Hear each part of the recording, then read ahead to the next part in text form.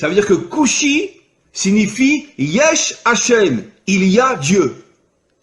Ça veut dire que dans l'africain se trouve Dieu. C'est absolument incroyable. Dans les peuples africains se trouve le Dieu authentique, incroyable. Ça veut dire que caché à l'intérieur des peuples africains se trouve le véritable Dieu. Et c'est pour ça que en hébreu, on appelle le noir Kushi, qui fait allusion à Yesh Havaye, Dieu se trouve à l'intérieur des peuples africains. Incroyable. Mais vous devez au fur et à mesure prendre conscience que vous devez vous réveiller. Vous devez dévoiler la dimension royale qu'il y a en vous. Vous devez vous débarrasser de vos habits d'humiliation, d'esclavage, etc.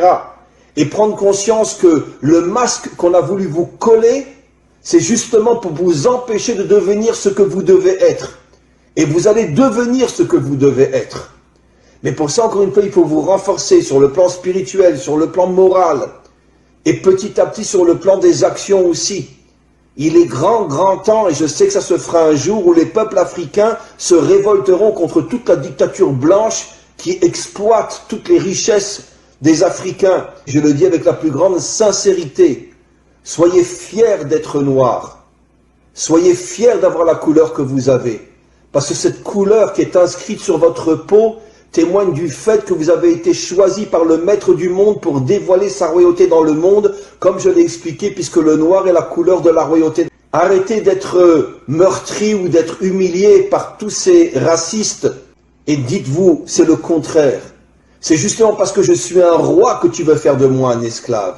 Mais un jour viendra où vous comprendrez, vous les autres peuples, quelle est notre mission, quelle est notre grandeur, quelle est notre force. Et un jour viendra, on réussira, avec l'aide du maître du monde, à dévoiler sa royauté sur terre. Quoi qu'il en soit, le monde occidental s'est attaqué au peuple noir, parce qu'il semblerait que dans le subconscient ou même dans le conscient des dirigeants occidentaux, ils savaient que le peuple noir avait une mission qui allait mettre fin à toutes les dictatures et à tout le mal qu'il y a dans le monde, à toute cette corruption qu'il y a dans le monde, et c'est la raison pour laquelle ils ont tout fait pour les transformer en esclaves. Quand tu veux savoir quelle est la mission d'un homme, regarde le mal qu'on lui fait. Si un homme est transformé en esclave, ça veut dire qu'il a une nature de roi.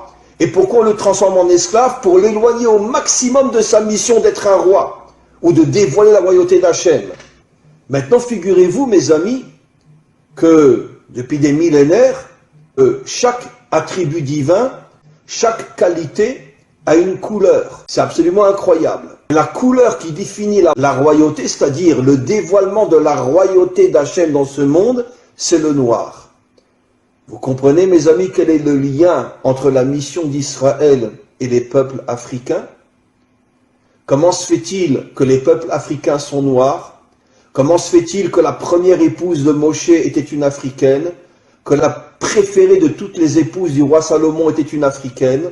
Comment se fait-il qu'Israël a reçu pour mission de dévoiler la royauté d'Hachem dans ce monde et qu'il y a sur terre la couleur noire? Et nos maîtres affirment depuis des millénaires que la couleur noire est l'emblème de la royauté d'Hachem.